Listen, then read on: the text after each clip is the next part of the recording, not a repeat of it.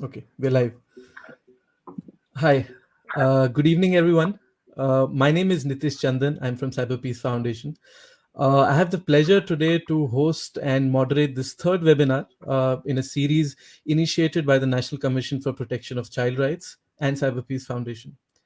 We're living in unprecedented times, and these are times where not just payments, meetings, and diplomacy is cyber, but also parenting.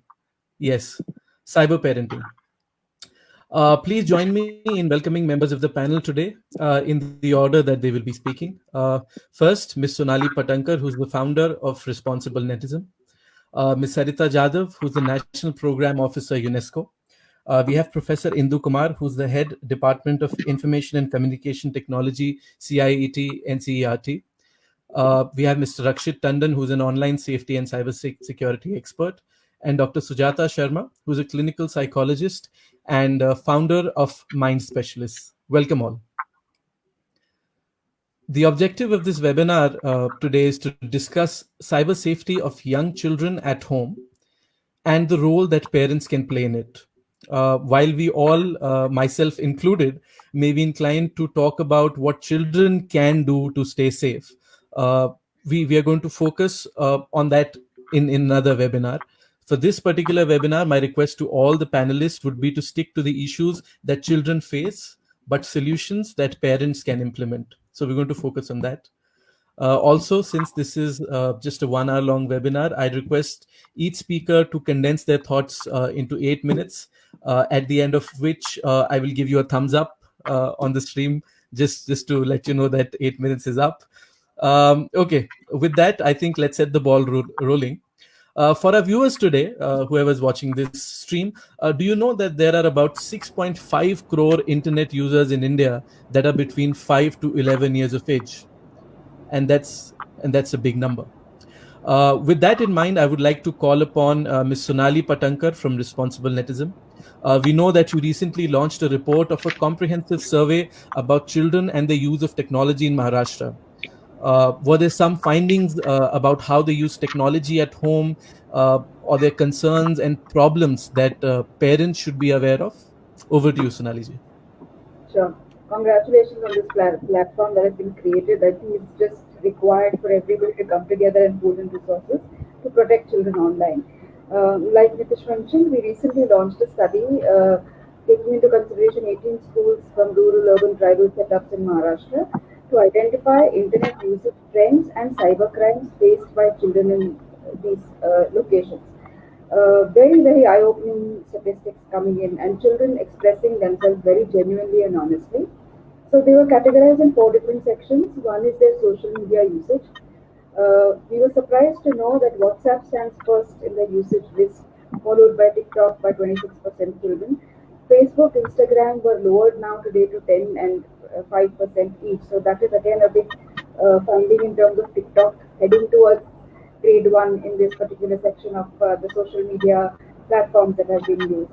Very surprisingly, we also have come across gaming trends where PUBG obviously hits the list with maximum number of users.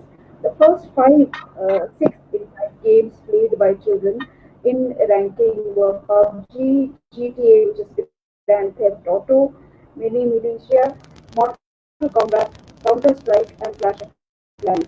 All of these, almost all, the first four are 16 and 18 and plus, played by maximum number of children. Of course, boys exceeded the list here in the numbers that we cater to, but most games online played by children were 16 plus, which is an area of concern that we've also been coming across. Coincidentally, children have expressed their dependency on devices, which has been a big finding for us. About 46% children in our study claimed that they were dependent on their device. Their food habits and their study patterns were affected. Moreover, their behavior was affected. I think these were important takeaways because self-regulation was a different challenge that they are facing. So dependency and addiction is realized by children, and those need to be addressed by we as caregivers or adults. Children that were interviewed in this entire survey, 1,148 children, 37% children, so about 420 odd children, experience some kind of cyber crime. These are large numbers. If you look at the kind of survey that we've done in terms of the crime happening with children. Communist crime considered by these children was their accounts were being hacked. So obviously they were not aware that their data was there, their accounts were being used by somebody else. Clustered together, all forms of threat and bullying constituted the second largest amount of crime, which is about 17.5%, that was cyberbullying. Our study now quotes that 48% boys witness cyberbullying through gaming platforms. Again, an eye-opener because we assume it's only girls who witness cyberbullying and different kinds of cybercrime. Boys are equally involved, there is no gender bias there. I think the Ma'am, critical can findings I? of this. I'm sorry. Can I interrupt you for a minute? I think your audio is not clear. Could you adjust your mic a little bit? Is it better now? Yes, better now, ma'am. Better now. Yeah. Yeah. So I'm sorry. I'll Sorry. just come in with the crime ratio again. We had about 37% children experiencing crime, which is about 420 odd children from the numbers that we did.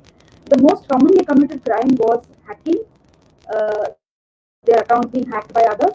The other clustered crime that was considered was cyberbullying, and 48% boys witnessed cyberbullying on gaming platforms than girls. So three myths were broken through this particular study that we've done. Internet has no geographic boundaries catering to all sections. Two, self-regulation is a huge challenge when it comes to internet dependency. Children were extremely accessible to strangers for committing crimes or themselves committing crimes, and there was no gender divide in terms of what kinds of crime happened with children. I think these are big takeaways for us to work together towards protection. Ma'am, your voice. Sorry, I'm started crackling Okay? again. It's just crackling in a little bit. Are you using headphones, ma'am? No, I'm not. I'm not. It's better now. It's better now. Yeah. So I think these were critical findings of the study in terms of what children had to share with us, and I think these should be taken very critically to be able to draw intervention strategies aligned with what they think and believe and experience.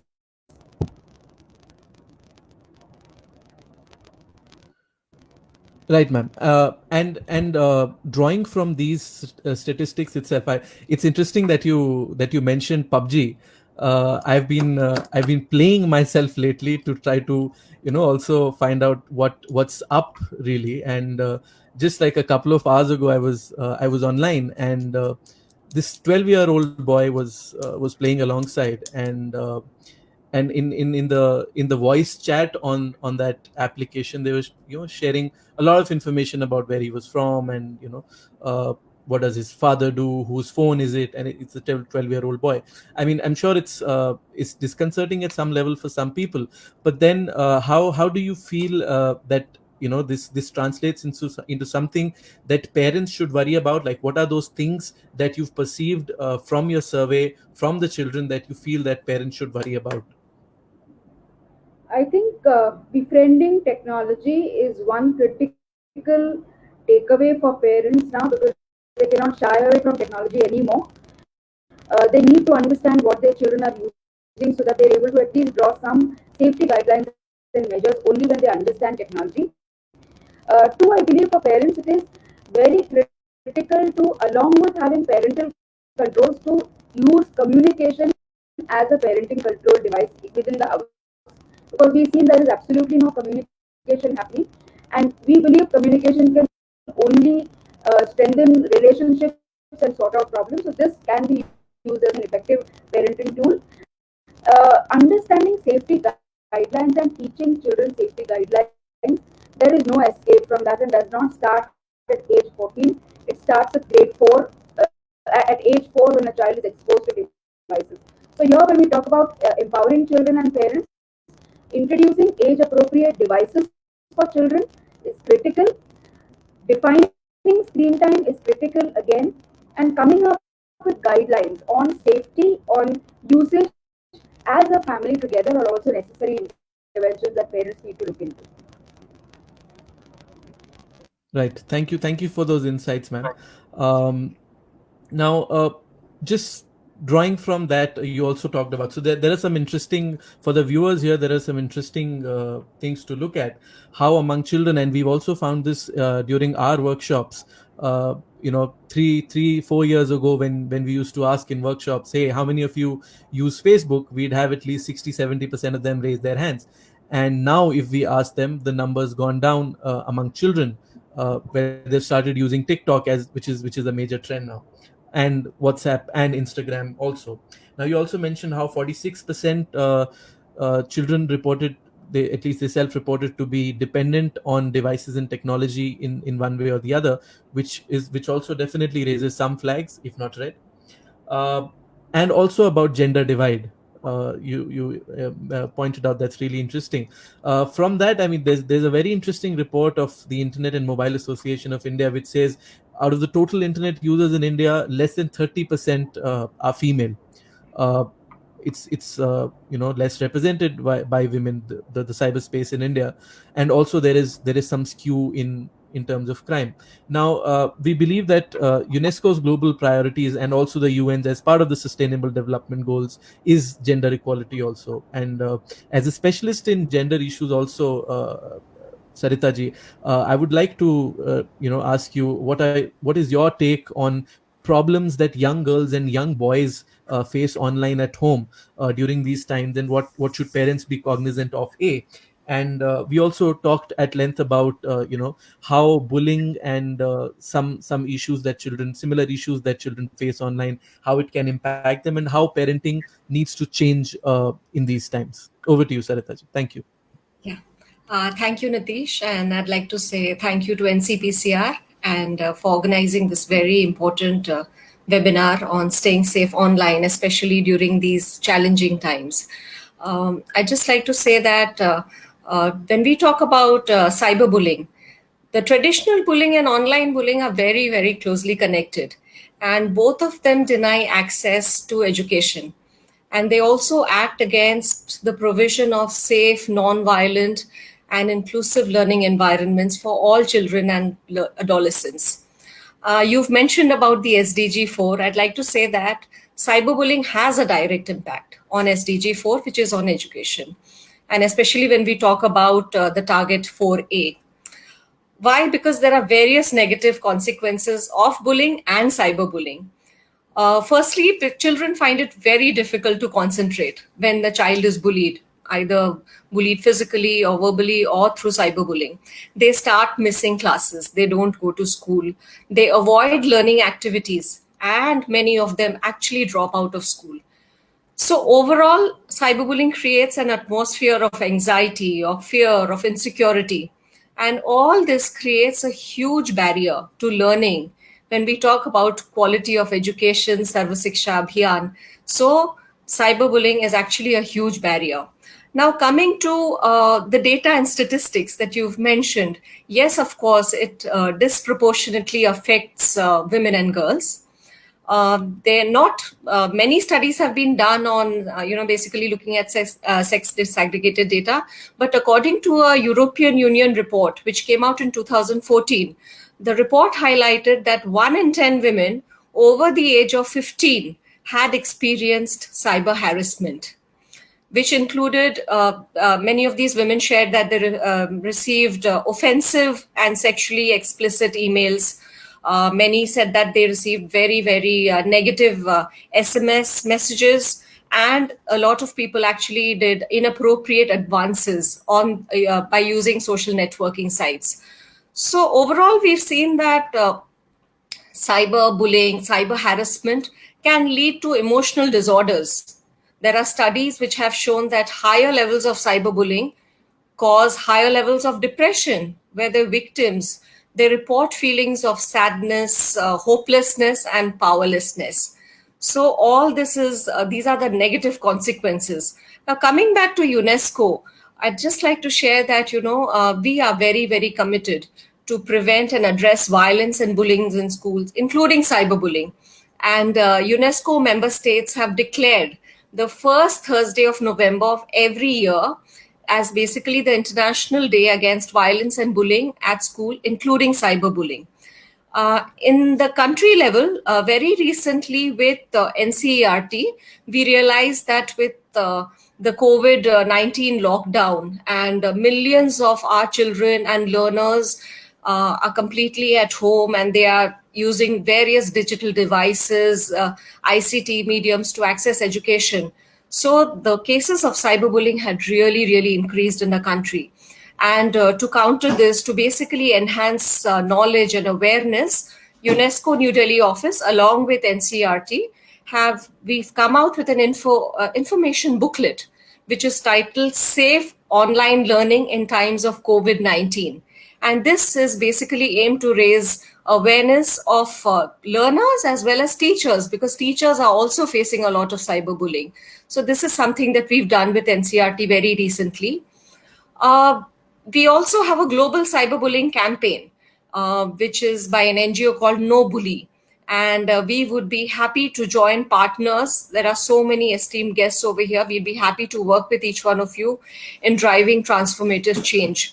Regarding the Gurgaon incidents, I'd just like to, I'm sure all of you know about it. Very recently, about a fortnight ago, this child who was in class 12 was cyberbullied by his friend, and he committed suicide. Now, these situations we keep hearing. I'd just like to say that it is very, very unfortunate. Also, we all know about the boys' locker room and why it is so important to work with children and the education sector. To answer your question about the role of parents, I'd just like to say that it is extremely, being a parent myself, I have two teenage boys, and I think it's extremely important for each one of us to be aware of our child's online activities if we want to prevent cyberbullying. We also, my previous co-panelist Shonali's already mentioned that, we have to also know about what are the apps, what are the digital media that our child is using, and be a friend. We've heard that from the previous speaker, saying that, how can we communicate effectively with our growing up boys and girls? And we all acknowledge as parents that adolescence is not an easy period, and they have their own likes and dislikes. But I think we should all try and be friends with our growing up children so that they can confide in us. And also, what parents could also see that, ensure that your child engages in offline activities also, because getting addicted to computers, online gaming, smartphones is very easy. So we have to make sure that our children also engage in offline activities. And finally, I'd like to say that, whenever there are cases of cyberbullying, whenever there are cases where people have been harassed emotionally on the net, it is very, very important to lodge a case with the police. When our child is receiving threats, or we sense that there is some unlawful activity that is happening, it's very, very important, because sometimes, when we don't go to the police, the law is on our side. All of you know about the law. There are specific sections when we talk about the IT Act, the Information Technology Act of 2000. There are specific sections in the IPC, the Indian Penal Code, which talks about cyberbullying, which gives us protection. So I think the law is on our side, and we have to go to the police. We have to lodge complaints so that, the perpetrators are actually taken into account and punished as well. So that's my initial remark. Right. Thank you so much, ma'am. About your point that you made about communication, and Sonali ji also, I happened to write about this a few years ago, and somewhere I wrote that children lie to their parents sometimes about what they do online, because they fear that our access will be taken away. We won't have access to internet, and we won't have access to our devices, and this kind of just those two lines were picked up somewhere, and somebody messaged me on Instagram, and she's asked to be anonymous, but she said, while that is true that we do lie, I lie to my parents about what I do online. There is also this other side where I've told my mother 3, 4, 5 times that this is the problem that I'm facing, and their solution to everything that I say is, okay, say bye to your Facebook, say bye to your WhatsApp, say bye to your Instagram. That's it. So how would you recommend parents to deal with something like that when let's say your child says that I've been bullied online, or I've been somebody abused me. A 10-year-old, a 9-year-old says that somebody used very abusive and inappropriate words, maybe some things that they don't even understand. How, as a parent, like what are those things that you can say? See, basically, I mean, when you try and tell your kids that you have to be safe online, I mean, there are very basic do's and don'ts. I mean, and if somebody is bullying your child, the first thing that I think as a parent you could tell your child is please do not respond. If someone is bullying you online, do not respond or retaliate. Because when you respond or retaliate, you make matters worse. And sometimes you might get into trouble. The second thing is that if somebody is bullying you, take a screenshot. If possible, take a screenshot because that is your record. That is what you could do. The third thing, which is not very, very easy to do, is block and report. I'm sure all of us know that, when somebody bothers us, we make sure that we block the offender on the social media platform immediately. And this feature is available on most of the platforms. And of course, like you said, talk about it. I understand that, there are communication gaps, but I think it is very important that the child confides in the parents. If not the parents, at least a trusted adult. It could be a teacher, it could be your cousin or your grandparent or something. I think it's extremely important to tell the child that, they should seek help, that they should not feel that they are alone, and they should not keep it to themselves. And I think also when children go on Facebook or Insta, I think it is very important to be private and, make sure that, do not connect with people when you don't know them. If you don't know them offline, there is no need to have them as your online friends. And of course, you should be aware about what are the security measures. These things are extremely crucial. And there are a set of do's and don'ts when we talk about staying safe online. We talk about, so, we should try and make our children aware so that they can come and confide. The Gurgaon incidents which I mentioned, I think losing a life, I can imagine the pain and the trauma of those parents, that that the child could not handle it anymore and he went off and committed suicide. I think that is very, very sad. Similarly, all of you know about the boys locker room incidents. Now, it is not about disciplining your child. I think you could counsel your child. You can ask him or her that, the child should come to you and be able to share what he or she is going through. I think that confidence every parent should try and build in a child. Thank you. Thank you so much, ma'am. So communication stands to be key. I think that's one common takeaway from both of us, for both our panelists. Now moving on, Dr. Indu from CIT NCERT. Ma'am, we believe that you've been engaging with young students and teachers across the country through technology now for a long time. Now, the issues that Ms. Patankar pointed out through the survey that we found, and also pointed out by Sarita ji also. Now, do you feel that parents are actually aware that those issues exist, and how would you recommend parents to, like Sarita ji mentioned, parents should be aware about what their children are doing, who are they talking to, are they securing their accounts or not?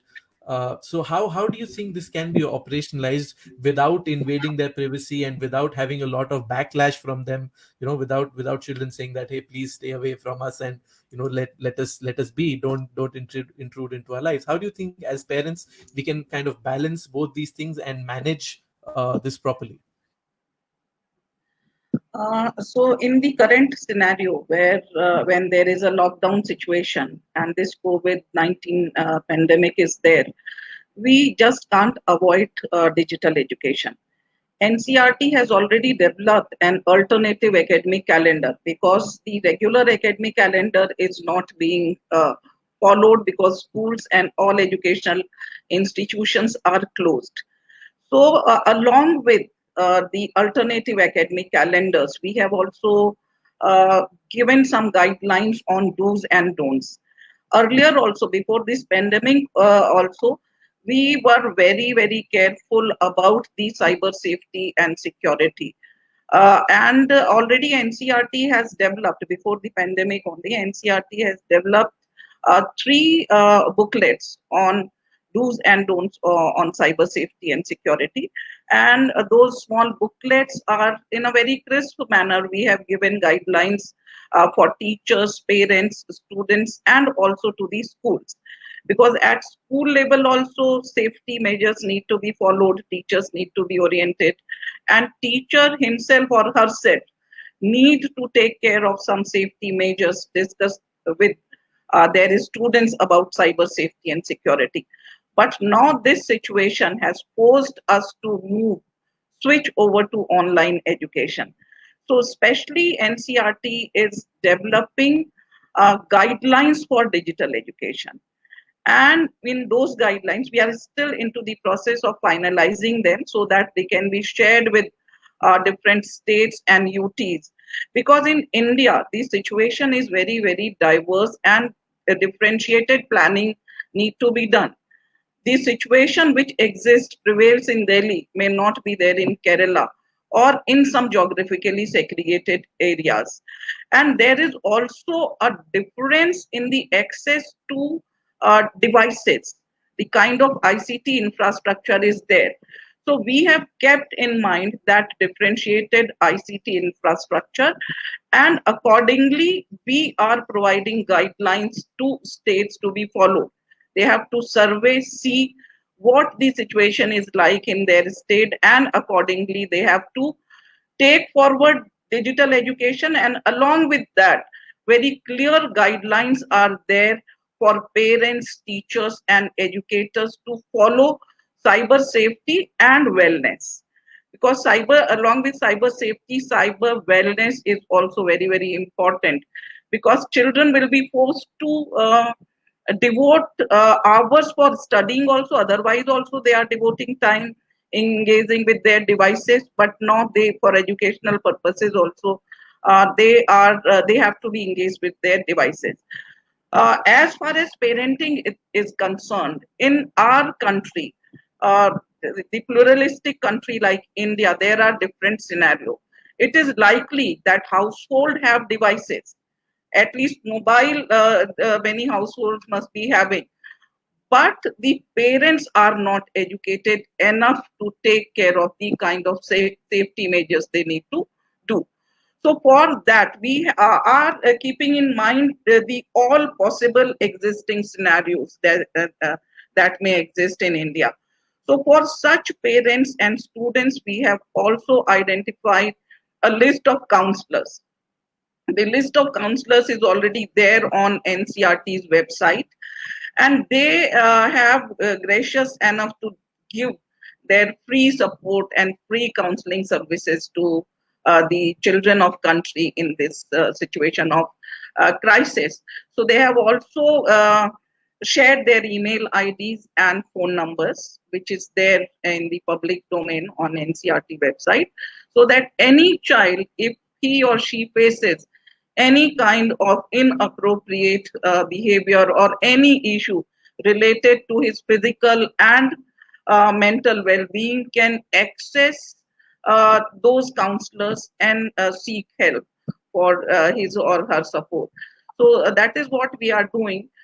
So apart from that, there are in the guidelines, we are also addressing children, because we don't expect primary children, primary stage children to read those guidelines, but definitely secondary and senior secondary students can read those guidelines and they themselves can understand. The other thing with the educated parents who also have access to their devices and who are very concerned about the education and other aspects of the child development. So the trust is very, very important. Building trust, as already mentioned by Sarita, that feeling of trust, an atmosphere of trust is very, very important. If a child tend to hide certain things from the parents, so the end result sometimes when the child is vulnerable is as committing suicide. But if you build that trust in your child, if anything went wrong also, heavens are not going to fall. There is a solution to everything. So reporting is very, very important. reporting to a trusted one, to a teacher or to a parent. So that trust teacher also need to build with their students, and also parent need to have build that trust between him or her and between the and with the child. So by adopting such measures, we can prevent cyberbullying, because the parents who are very, very busy, their children are spending more time on digital devices. If you see their screen time, it is very, very high, the amount of time they are spending with their digital devices. So we have also to monitor their screen time, how much time they are spending on screen, because a lot of probably there is the Sujata ji, the psychologist with us who is there. She must be aware that now mobile de-addiction counseling is also being done, because children are so addicted to their devices, to their mobile, and they also have fear of of being missed out. If they are not on their mobile, they are missing something on Instagram, WhatsApp, Facebook, so they will be missed out. Like in real life situation, we have this fear of missing out. Human being is a social being. We want to we want to have people in our surroundings. So same things happen in cyberspace, but that is a fake uh, kind of an atmosphere when where we feel that we are surrounded by people, but in reality we are alone. We fight with a sense of loneliness also. And now in this crisis situation, the loneliness will increase. So this aspect also we have covered in our guidelines, how to deal with loneliness. So the ICT or cyber world or digital world, it has some uh, disadvantages, but on the other hand, there are a lot of advantages. So we have to capitalize upon the advantages, and we need to minimize the disadvantages with the help of elders, with the help of parents, with the help of teachers. Because now when they are living with a sense of loneliness, if we do group calls with they do group calls with their peers, so it gives them a sense of belongingness. So we are also having children at home, young children at home. So sometimes they feel happy when they have group calls with their peers and friends.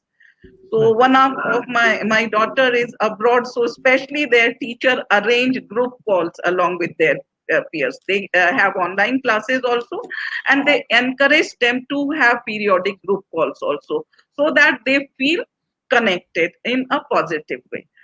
So that is how parents and teachers can deal. And along with that, we are partnering with different organizations also, like Sarita rightly mentioned.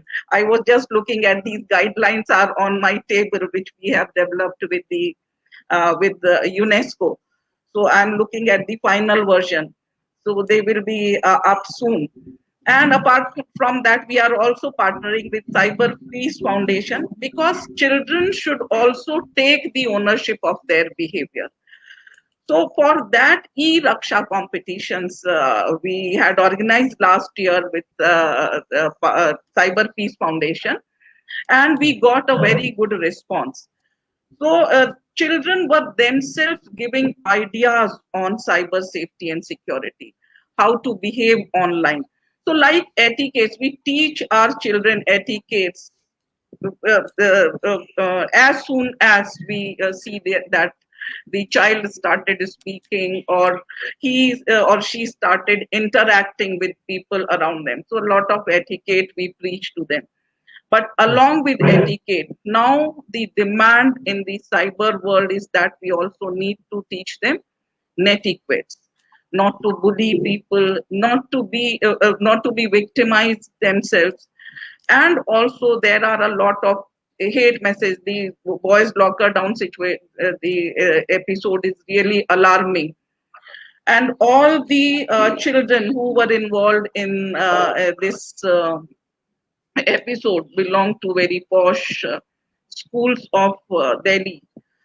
So this kind of situation is really alarming for parents, for the society at large, and also for the reputations of school. Also, we lay a lot of trust in schools where our child spend 6 to 8 hours every day. So if they are coming up with such behavior, it is very alarming, and it also indicate a kind of delinquent behavior which need to be avoided. So a multifarious approach need to take place to control this situation, because cyber, being in cyber world, we cannot avoid. It is need of the hour. But how to be there need to be taken care of. Right. Thank you. Thank you so much, ma'am. So, very interesting point about counselors there. Building trust is highly important. Reporting is very important, and monitoring screen time. That's one important takeaway there for parents. About the PUBG incident that I was telling everyone, just happened a couple of hours ago. This boy, 12-year-old boy, I didn't say anything, though I was on the audio chat. He asks me where you're from, where you live, what do you do, himself of his own volition. Somebody asks him what he does, how old is he, which school does he go to, he tells that. How much time does he put into playing PUBG, he tells that. Whose phone does he use, his father's phone. Father gives him his phone, and then he unlocks it and lets him play for a couple of hours. Now there is a lot of sensitive information that goes out in this manner. I mean, this may be right or wrong, we don't know. But Mr. Tandon, we know that you regularly speak to children, in fact, to hundreds directly on a daily basis on so many cases. Having talked about these issues that are already out there with the things that have been pointed out, how does a parent ensure safety and protection of their children at home? I mean, is there an app, parental controls, strict rules, talking to children? I mean, what are those things, if you can lay down for us points A, B, C, D, E, that these are things that parents can do and ensure at least that the children are safe in things that they engage in?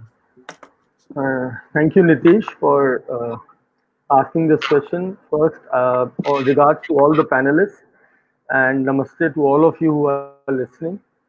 I also work with Cyber Peace Foundation and Internet and Mobile Association of India, and in the last decade, I have connected with more than 2.3 million students across the country on this issue.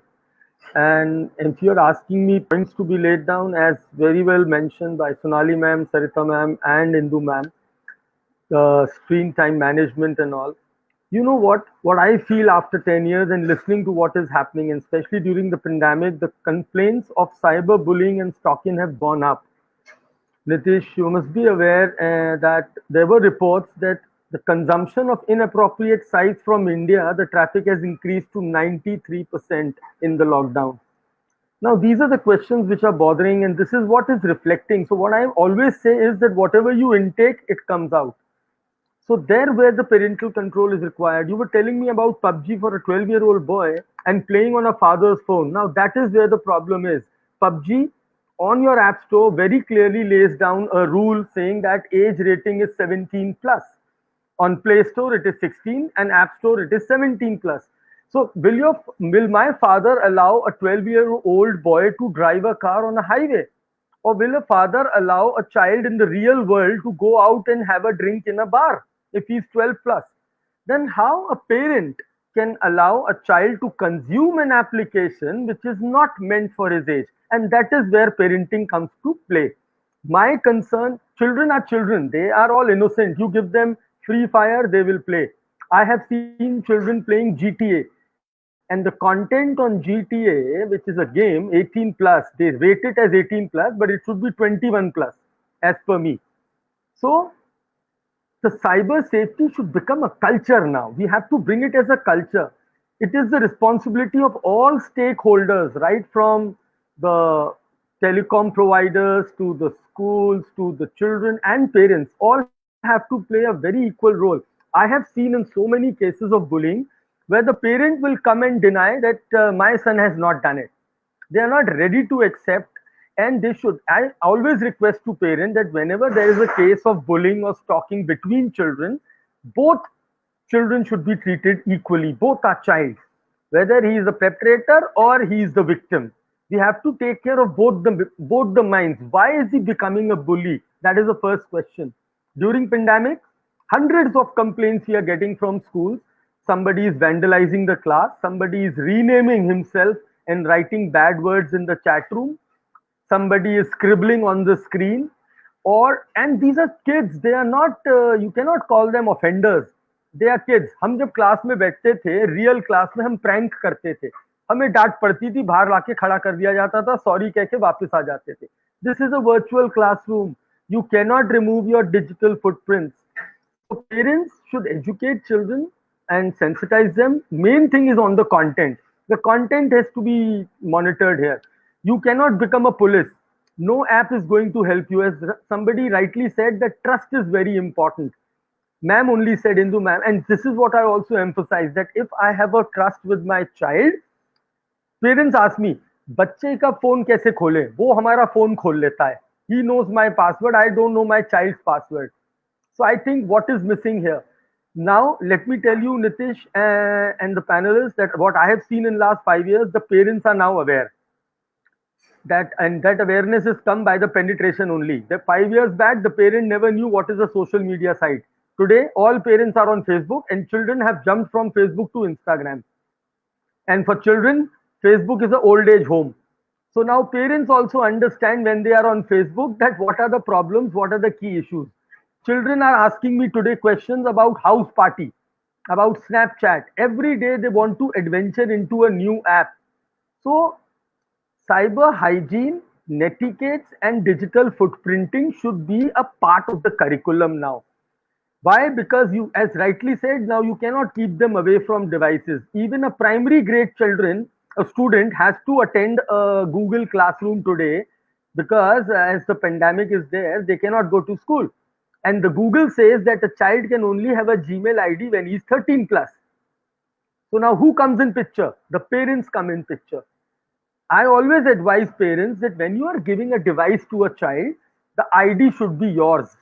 So for example, I have a child of 12-year-old. I'm giving him an Android device. The Gmail ID is mine.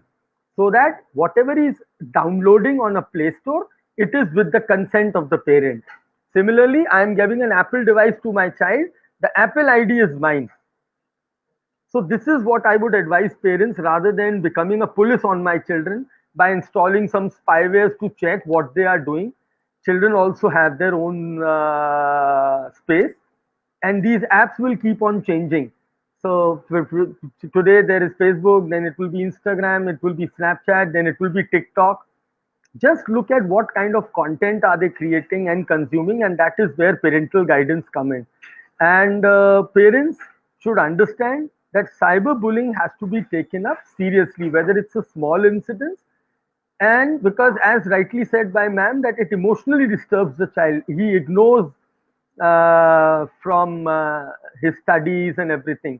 So, and these days you have heard they're making memes, they're making confession pages, right? They are taking screenshots of teachers also. They're not even sparing teachers.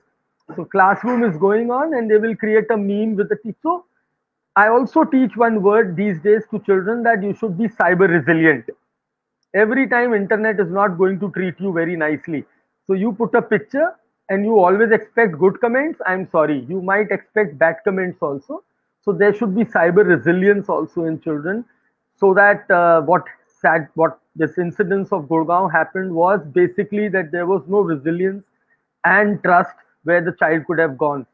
And he broke up so easily in 4 to 5 hours of, and this dogpiling which is going on, where everybody will vandalize you on one point. So we need to focus on these key issues like privacy, security, digital footprinting, sensitizing children with cyber laws, not those heavy sections which a lawyer speaks, but the basic laws that if you hack an account, it is an offense. If you make a fake account, it is an offense. And as you write, if you see the law, they start with the word whoever. So that whoever word has to be emphasized here to the child, that listen, you cannot remove your digital footprint. So writing obscene words is an offense. And with this kind of a atmosphere and education and awareness, and I think what NCRT is going to do with counselors, that is really going to help. We just need to promote this to the down extreme level, so that any child has a problem, he knows that there is someone he can vomit out, irrespective of being critical and judgmental. And this is one advice I will also give to parents, that the times have changed. हमारे time की class में prank होती थी, सफेद चौक नीचे रख दो black paint के, तो वो जब बच्चा उठता था तो वो पीछे वाइट वाइट होता था और हमें केन पड़ती थी या हमें एक स्केल पड़ता था, and we used to learn कि क्या गलत है क्या सही है. तो अब हमारी प्रैंक्स भी बदल गई हैं. अब बच्चों का जो कंटेंट कंजम्पशन है वो इतना ज्यादा हैवी है कि वो try to behave like immature adult. तो वहां पे I want that parenting to come in place so that we can protect our children. And I think with this I will give it to the panelists to put on a thought. So thank you, Nitish, for giving me an opportunity to speak. Thank you. Right, sir. Thank you. Thank you so much. Again, I think very important takeaways there. How again the component of trust being highlighted time and again. How it is so very important to look at the content that children are consuming, but not be intrusive at the same time. With this, my light's gone out. Sorry. With this, I'd like to move on to Dr. Sujata. Last but not the least, I think, in fact, one of the most important things that we need to hear about today.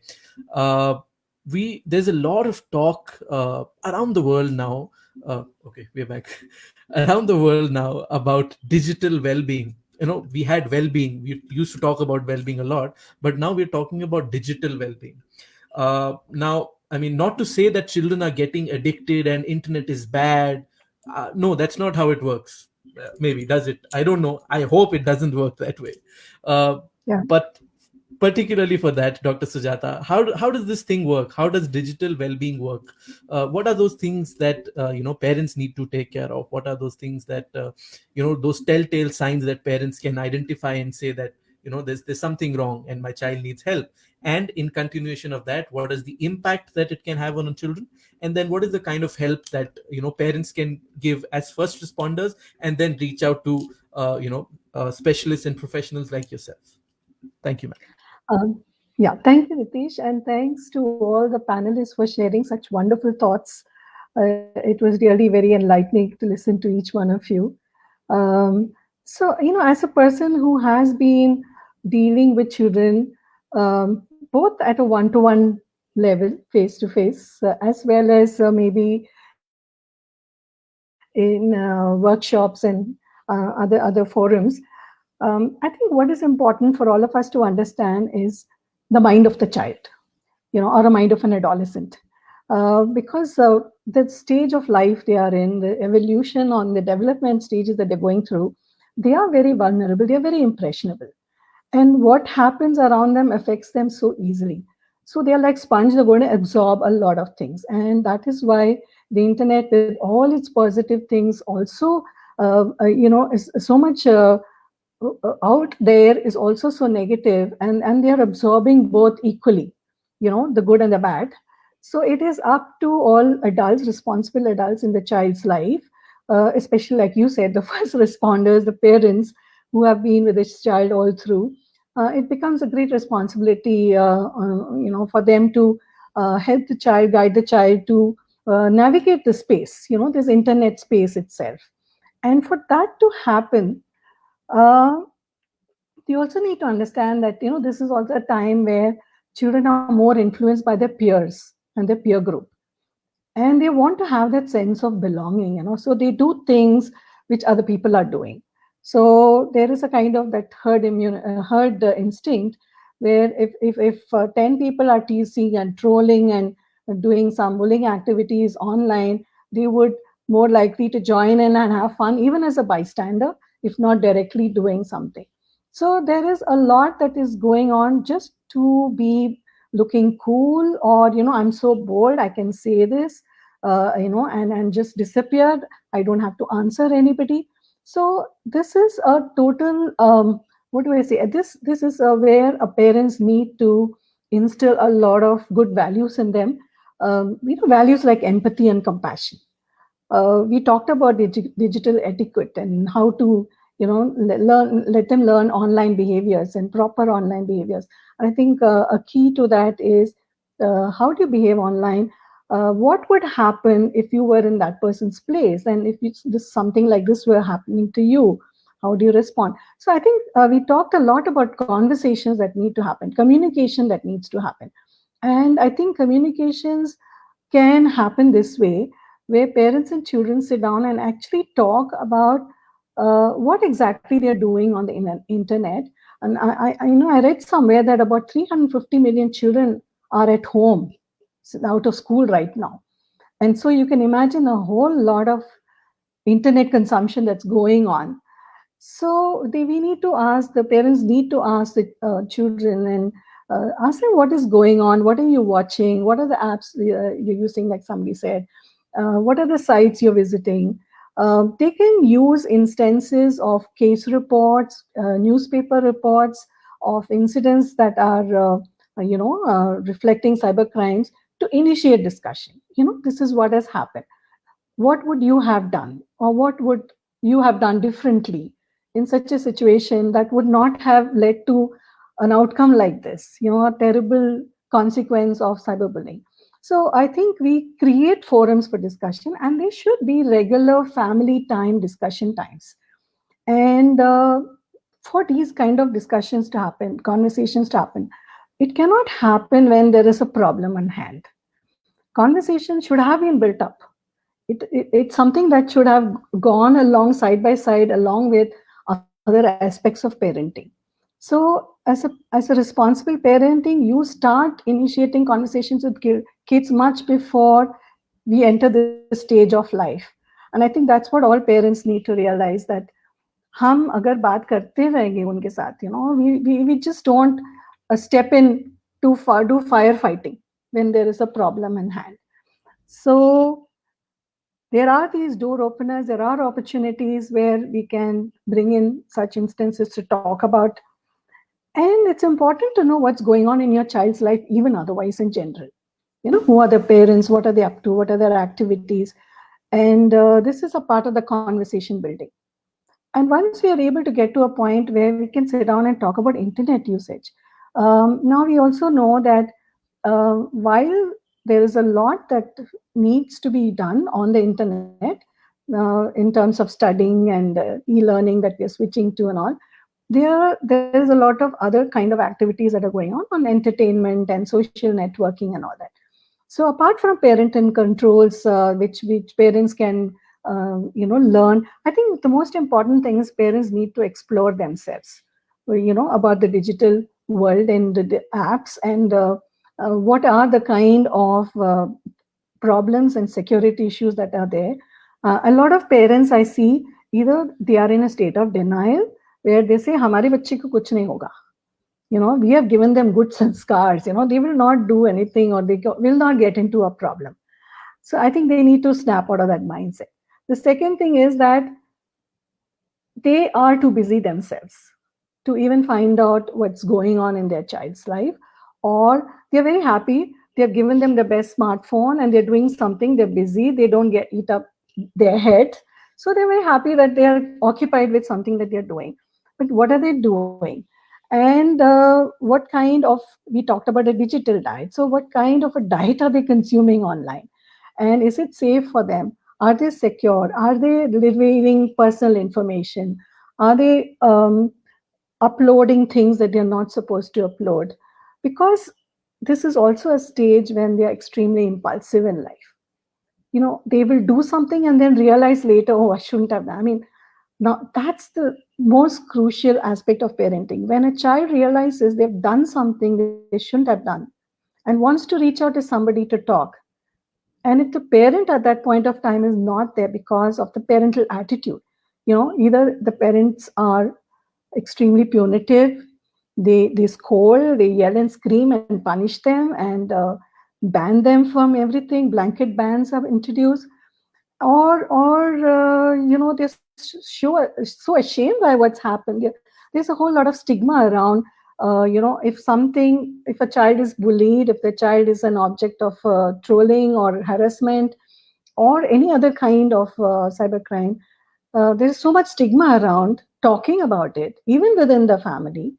There's so much shame. The child is scared that I will be scolded, I'll be punished, or I'll be dismissed. कोई बात नहीं, ये करेंगे. And there are some parents who are willing to go to any lengths to suppress such a thing. Reporting is the last thing probably that will come to their mind, because they think, we get somebody's services to, get this thing removed from the net or do something like that. So they're not willing to talk, and they're not willing to let the child know this is a crime. You should not tolerate it. We should not tolerate it as a family. You need to report it. But for that to happen, apart from the trust, there has to be an attitude of openness to talk about such things and make the child feel supported. That I know my parents are there. They'll help me come out of this, and I can talk to them freely and share whatever they want to share. So I think these are some of the important things that parents need to remember. And they also need to be good role models. At the end of the day, what are you doing? Where is your online, offline balance yourself in your own life? How much time are you spending on the net? How much time are you busy with your devices? So can you yourself create be a good example to your child, and be a role model for them to balance their online activities with the real world activities, and help them cultivate those real world activities by taking time off, spending time with them, playing with them, talking with them. Now, right now, you can't go out. See, that's another reason. Children are getting frustrated because they can't go out and be out in the play field or do other activities, which could give a lot of channelization to some of their negative energies and frustrations. Since that is not happening, it's all taken out on this particular digital device or forums that are there. Like Sir Rakshitji was saying, the kind of things that are happening in classrooms where there harassment going on in the cyberspace, in a classroom. So all that will not happen if we are able to invest time with our children. And we have to remember that however much technologically savvy the children are, and they want to use these devices and they are glued to them, some of them are in the path to addiction as well, maybe not in great numbers, but we know that many of them are completely hooked to their devices, and they have withdrawal symptoms if they are asked to, put them away and, focus on other things. So that's also happening. So in such a scenario, we have to remember that, children are not like robots wired to their devices. At the end of the day, they are human beings. They have emotions, they have feelings. And then we as parents need to nurture them and help them navigate this difficult world of an internet and all its the good, bad, and the ugly side of it. And be there for them, to talk to them and handhold them and see them through. And if there is a big problem, like ma'am was saying, Duji, that we have counselors, we have professional help. Parents should not shy away from seeking professional help. They think, no, it's going to come out and everybody's going to know about this. So they do shy away from that. So we need to make a pitch for parents taking professional help as well. Right. Thank you so much, ma'am. Thank you for the comments. We have a lot of comments on our Facebook stream asking us about reporting. I don't know if we have time for that. We'll try to answer those questions in the stream itself. If people have questions, you can leave your questions here. With this, we come to the end of this webinar. Due to the paucity of time, we aren't able to take questions, and some very important questions. I request the panelists also, if they are keen on answering some questions themselves. There are some questions that have been posted directly for the panelists. They can go over to NCPCR's Facebook page and answer those questions there. For the others, we'll try to answer from the Cyber Peace Foundation handle as much as possible. And that's it. I think thank you all, to all the panelists for taking out the time to join us today. and there have been some really important and really valuable comments and really valuable parents who attended the stream. With this, we'll end the stream now. Thank you for joining us. Stay home, stay safe. Thank you all.